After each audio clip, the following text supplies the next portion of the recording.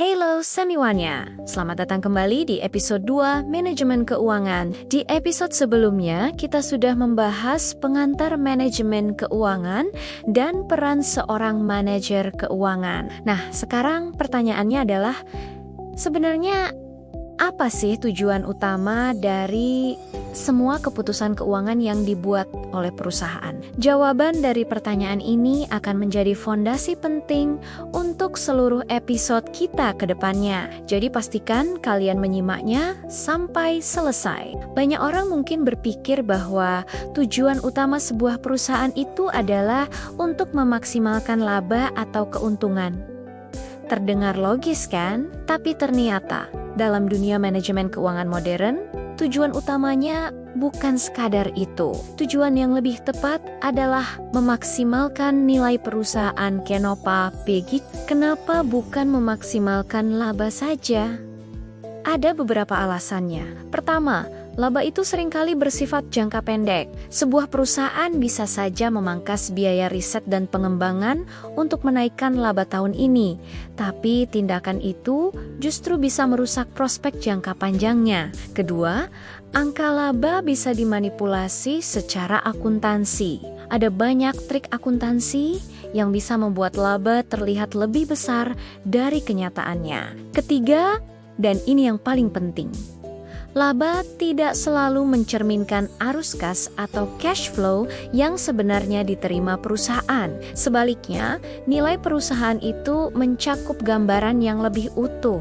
Nilai perusahaan merefleksikan prospek masa depan, memperhitungkan arus kas jangka panjang, dan juga mempertimbangkan tingkat risiko dari bisnis tersebut. Jadi, fokus pada nilai perusahaan mendorong manajer untuk berpikir lebih strategis dan berkelanjutan. Lalu, apa sih sebenarnya yang dimaksud dengan nilai perusahaan itu? Secara sederhana, nilai perusahaan adalah harga yang bersedia dibayar oleh seorang investor untuk memiliki bisnis tersebut. Bagi perusahaan yang sudah go public atau terdaftar di bursa saham, nilai perusahaan ini tercermin langsung dari harga sahamnya. Jika harga saham naik, artinya investor percaya pada prospek perusahaan dan nilainya pun meningkat. Bagi perusahaan yang masih tertutup atau privately owned, nilainya tercermin dari valuasi bisnis saat ada transaksi jual beli atau saat mencari pendanaan baru.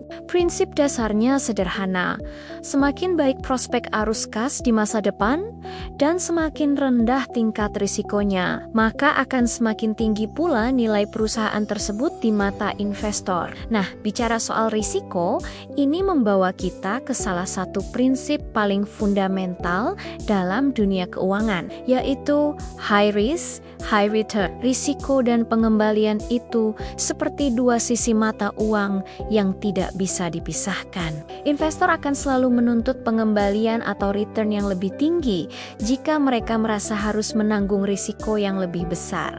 Contoh sederhananya begini, kalau kamu menaruh uang di deposito bank, risikonya sangat rendah kan? Hampir pasti uangmu akan kembali utuh beserta bunganya. Karena risikonya rendah, return atau bunganya juga relatif kecil. Sebaliknya, jika kamu berinvestasi di saham, risikonya jauh lebih tinggi. Harga saham bisa naik drastis, tapi juga bisa turun drastis. Karena risikonya tinggi, potensi return atau keuntungannya juga jauh lebih besar. Tugas seorang manajer keuangan adalah menemukan keseimbangan yang tepat antara potensi keuntungan dengan tingkat risiko yang bisa diterima oleh perusahaan dan para investornya. Keputusan yang terlalu aman mungkin membuat perusahaan jadi stagnan, sementara keputusan yang terlalu berisiko bisa membahayakan kelangsungan hidup perusahaan. Di dalam sebuah perusahaan, terutama perusahaan besar,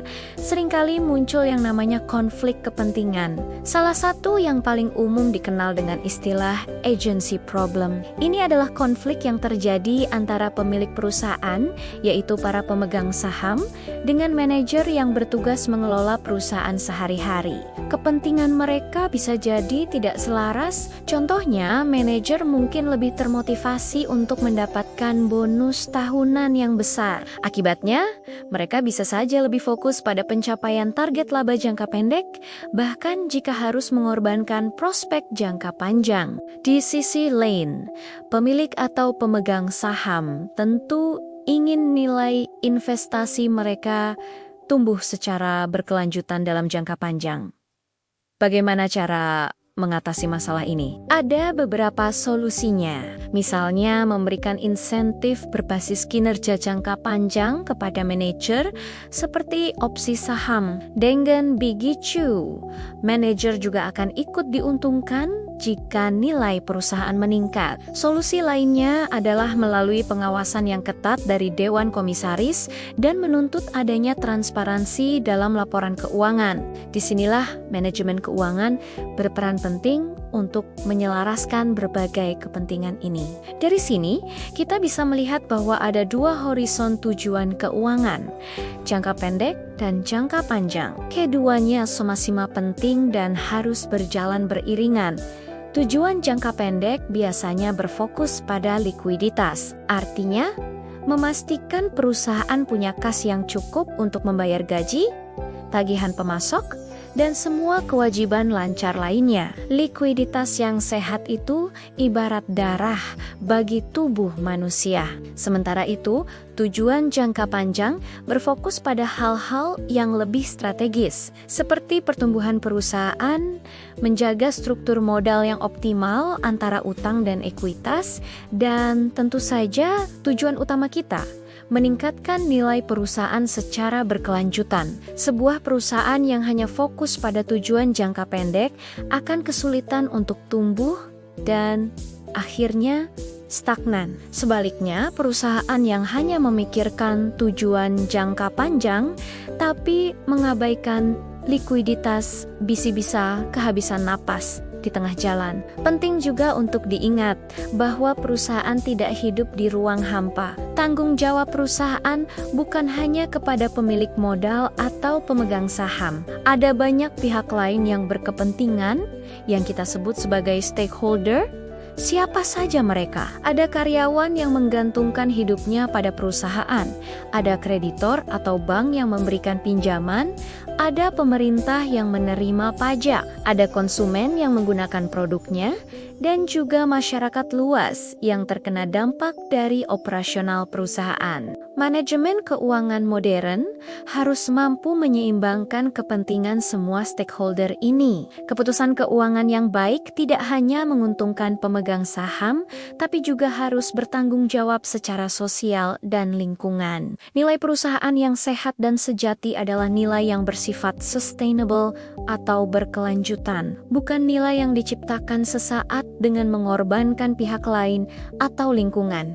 Pada Akernia, tujuan utama untuk memaksimalkan nilai perusahaan ini akan menjadi panduan bagi setiap keputusan bisnis yang diambil. Mulai dari pemilihan proyek investasi, apakah kita harus membangun pabrik baru atau tidak? Lalu keputusan struktur pendanaan, haruskah kita mencari utang dari bank atau menerbitkan saham baru? Sampai ke kebijakan dividen, berapa persen laba yang harus dibagikan ke pemegang saham dan berapa yang harus ditahan untuk investasi kembali. Setiap keputusan ini, baik besar maupun kecil, harus bisa menjawab satu pertanyaan fundamental.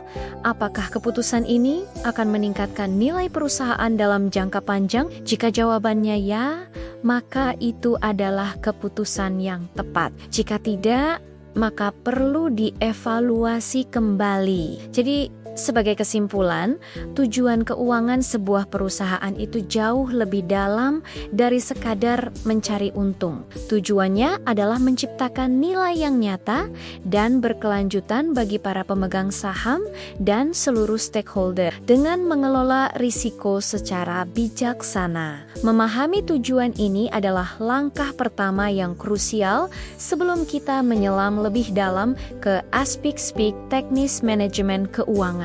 Nah, di episode berikutnya kita akan mulai masuk ke salah satu aspek teknis pertama yang sangat penting, yaitu analisis laporan keuangan. Kita akan belajar bagaimana membaca rapor kesehatan sebuah perusahaan. Jangan sampai ketinggalan ya. Terima kasih sudah menonton. Sampai jumpa di episode 3.